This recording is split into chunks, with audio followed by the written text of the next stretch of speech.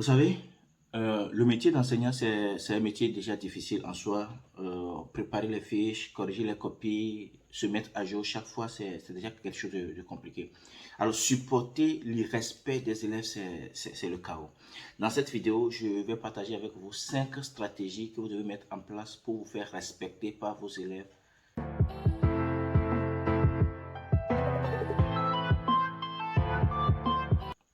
Bonjour, bonjour les braves, les hommes forts, les femmes fortes, ceux qui font la fierté de cette nation.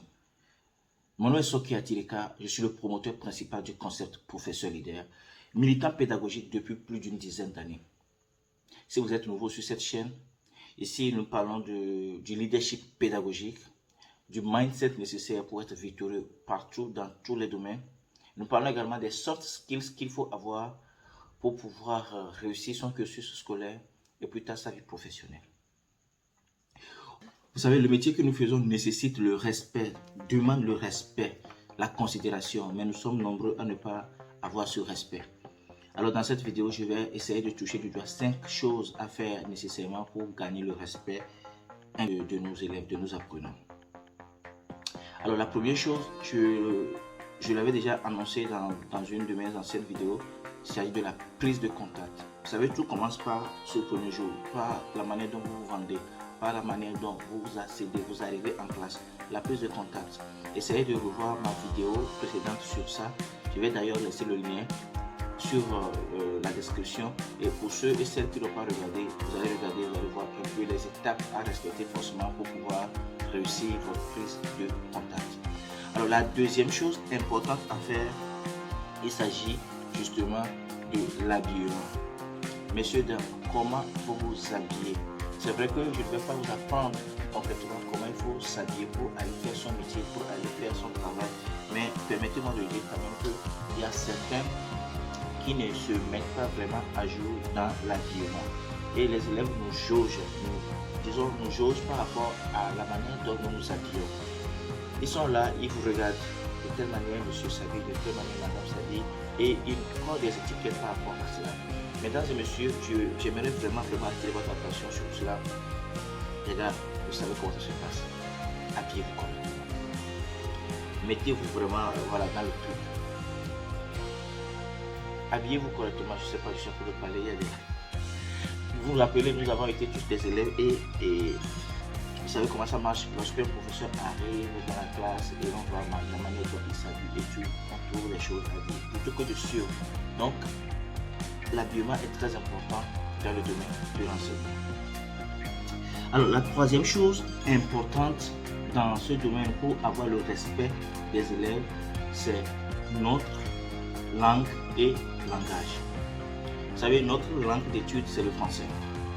Alors il va falloir que tous les enseignants aient un bon niveau en français. Les élèves nous suivent attentivement et nous, on n'a pas droit à l'erreur. Eux, ils peuvent faire des erreurs. Eux, ils peuvent dire n'importe quoi. Des erreurs, des fautes grammaticales, des erreurs de tout ça. Nous, on supporte, il n'y a aucun souci, on est là pour ça. Mais une fois que l'enseignant bute sur un seul mot, une fois que l'enseignant ne se retrouve pas dans une phrase donnée, c'est la catastrophe dans la classe. Et lorsque ça se répète, automatiquement, ça fait que l'enseignant perd de crédibilité en réalité. Ça fait que l'enseignant n'a plus de respect. Donc on se dit voilà, à chaque fois il fait des erreurs, à chaque fois il fait des fautes, à monsieur lorsqu'il vient en classe. Voilà. Donc au lieu de suivre le cours, qu'est-ce qu'ils font? Ils attendent à ce que monsieur bute sur un mot, voilà, pour rigoler. Et quand c'est comme ça, à un moment donné, automatiquement l'enseignant perd son respect total au niveau des élèves. Et je crois qu'il est important de revoir cela. Chaque enseignant doit élever le niveau. Aujourd'hui, la chance que les élèves ont, c'est qu'ils ont les médias qui les aident, l'internet et tout. Donc ils regardent des films, ils regardent des films. Donc ils vont très vite dans ça, ils sont très forts. Et le niveau d'expression des élèves aujourd'hui, ça va très vite, c'est élevé. Donc, par contre, nous n'avons pas eu peut-être cette chance. Donc qu'est-ce qu'il nous vient de faire? De lire régulièrement, peu importe la discipline qu'on enseigne, de lire dessus l'actualité, et voilà, de discuter beaucoup plus en français pour pouvoir avoir un bon niveau en français. Ce que je dis, ce n'est pas pour dire que les enseignants ne s'expriment pas bien dans leur langue, etc. Mais c'est juste encore une fois attirer l'attention des uns et des autres sur la nécessité de bien parler la langue d'étude.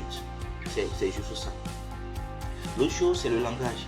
Moi, je déplore le fait que certains enseignants se permettent de prononcer certains mots en cas de élèves, et disons des propos désobligeants, des fois à l'endroit des élèves sans le vouloir, comme ça que, voilà, quand c'est comme ça, honnêtement, on permet aux élèves aussi de dire la même chose, voilà, à certains moments, et que ce n'est pas bien. Donc, nous-mêmes, on permet le manque de respect sans le savoir lorsqu'on se verse dans certaines choses. Donc, cette troisième chose est super importante. Quelle est notre langue d'étude? De quelle manière nous nous exprimons et de quelle façon nous parlons aux élèves? Parce que de la manière dont nous parlons, de la manière dont nous les traitons, c'est de cette manière qu'ils nous traitent. Quand vous traitez un élève correctement en français, vous disputez avec lui avec beaucoup de bienveillance, automatiquement cet élève cherche à faire comme vous. Il ne vous manque pas de respect. Moi, c'est très important pour moi que tous les enseignants puissent gagner en respect. C'est ça qui élève le niveau du métier, en fait. La quatrième chose importante, c'est la relation que nous créons avec les élèves. Quelle est notre relation? Est-ce que, voilà, nous établissons un pont d'amitié sans limite avec les élèves? C'est vrai, nous ne devons pas être, voilà, rigoureux, trop rigoureux dans nos approches pédagogiques vis-à-vis des élèves, mais nous, sans limite, je précise, une sorte d'amitié sans limite. L'élève doit savoir qu'après tout, c'est mon prof. Oui, on travaille sur tel projet, on discute sur tel projet, monsieur veut m'accompagner sur tel, mais je dois avoir des limites parce que, ah, monsieur, il y a des barrières infranchissables avec lui. Et quand c'est comme ça, automatiquement, l'élève se rend compte de sa limite. L'élève sait que, ah, ça, je ne peux pas le dire à monsieur. Je ne peux pas faire ceci à monsieur. Même dans la rue, quand je rencontre monsieur, je lui dois respect. Je le salue poliment parce que, voilà. Il va falloir qu'on inspire le respect. Il va falloir qu'on élève le niveau jusqu'à ce que les élèves puissent comprendre que, ah, vraiment, ce monsieur, il est spécial. Voilà un peu ce qu'il faut faire. Donc, notre relation vis-à-vis des élèves, que ce soit en classe, que ce soit au sein de l'école ou en dehors de l'école, nous devons savoir que mes élèves, ce sont mes élèves. Même si je leur laisse un tout petit peu de temps de discuter avec moi, il faudrait qu'ils sachent qu'il y a une limite. Donc, on ne peut pas créer une sorte d'amitié non-stop, une sorte d'amitié no limite avec les élèves. Donc, la relation que nous développons avec les élèves est très importante. C'est quelle est la nature de la relation que je crée avec mes élèves? Est-ce que c'est une relation où, voilà, en dehors du cours, l'élève peut me dire tout ce qu'il a envie de me dire? Voilà, il faut essayer de revoir ça. Il y a certains élèves qui n'ont, excusez-moi, mais qui n'ont pas de réserve dans leurs propos à l'endroit des enseignants. Tout dépend de l'enseignant, tout dépend de ce qu'il fait. Il y a quelque chose qu'un élève peut dire, voilà, quelque chose qu'un élève peut dire à un enseignant, mais ne peut pas le dire à un autre enseignant. Tout dépend de la manière dont on se vend. Et moi, c'est très important pour moi de gagner en respect par rapport à ces 4 éléments.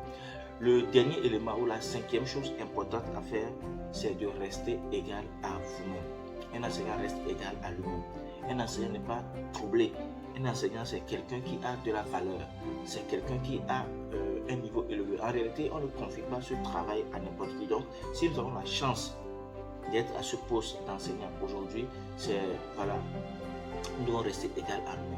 Rester égal à soi-même veut dire, voilà, ne pas être trop dur, ne pas être trop, comment dire, laxiste aussi. Voilà, j'insiste sur ça. En réalité, nous confondons des fois la bienveillance ou laxisme. La bienveillance demande à ce que nous soyons courtois dans nos propos, que nous transmettions normalement le cours dans un langage qu'il faut, adéquat, etc. Dans les notes, dans les évaluations, nous devons être, voilà, bienveillants, etc. Mais pas laxiste. Laxiste, c'est ne pas avoir de limite. Voilà. Ne pas avoir de limite, c'est laisser tout, permettre tout, par exemple, en classe. Non, quand ça se passe comme ça, on est mal barré, comme on le dit. Il va falloir que réellement nous puissions voir concrètement quelles sont mes limites, quelle est ma compétence, quelle est ma force, jusqu'à quel niveau je peux, voilà. Donc, c'est très important. Et voilà les 5 choses importantes que je propose qu'on mette en place pour avoir le respect de nos élèves. Alors, je récapitule. La première chose, c'est la prise de contact. Le premier jour, lorsqu'on vient en classe, comment est-ce que ça se passe? Quelle est ma manière de discuter avec les élèves? Est-ce que j'ai mis en place des contrats, etc. Alors, la deuxième chose, c'est de la manière dont je m'habille. C'est comment je m'habille. Est-ce que je m'habille bien? Est-ce que je prends soin de ma personne? Est-ce qu'il y a une hygiène particulière ou non? Est-ce que voilà. On doit sentir ça, on doit sentir qu'il y a une hygiène particulière avec ce monsieur. La troisième chose, c'est notre langue et notre langage. De quelle manière je m'exprime? Comment est-ce que je m'exprime? Est-ce que j'ai des propos courtois ou discourtois vis-à-vis de mes élèves? Est-ce que j'ai des propos respectueux ou désobligeants vis-à-vis de mes élèves? Parce que c'est de la manière dont je communique, c'est de cette manière qu'on me traite. La quatrième chose, c'est la relation. Quelle est ma relation particulière vis-à-vis de mes élèves? Est-ce que je suis trop ami avec les élèves ou je suis juste enseignant et conseiller, enseignant et coach, etc. Voilà, il va falloir qu'on mette des limites. La dernière chose, c'est de rester égal à soi-même. Un enseignant, c'est quelqu'un qui reste égal à lui-même. C'est quelqu'un qui a la tête sur les épaules, qui prépare bien ses fiches, qui sait exactement où il va, Donc quand nous respectons ces 5 étapes en vrai, les élèves devront nous respecter. Mais si malgré tout ça, les élèves nous manquent de respect, ce n'est plus notre faute, mais c'est la faute aux élèves. Ces 5 choses que j'aimerais partager avec vous. Si vous mettez ces 5 choses déjà en place, alors mettez-moi en commentaire, oui, nous mettons ça en place. S'il y a des choses que vous mettez en place dont je n'ai pas parlé, je vous demande de mettre ça aussi en commentaire. Ça nous permet aussi de revoir et d'ajuster, de faire une mise à jour par rapport à notre façon de voir les choses. Si c'est votre première fois sur cette chaîne, je vous demande de laisser un pouce bleu, de liker cette vidéo, de la partager avec tous vos amis, avec tous vos collègues, et ça nous permet d'avancer aussi.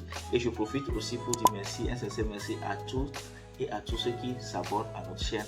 C'est vrai, nous avons commencé petitement, mais nous sommes en train de grandir et ça fait plaisir.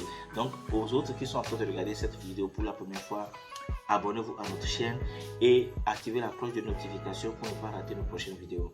Mon nom est Soki Atileka, professeur leader.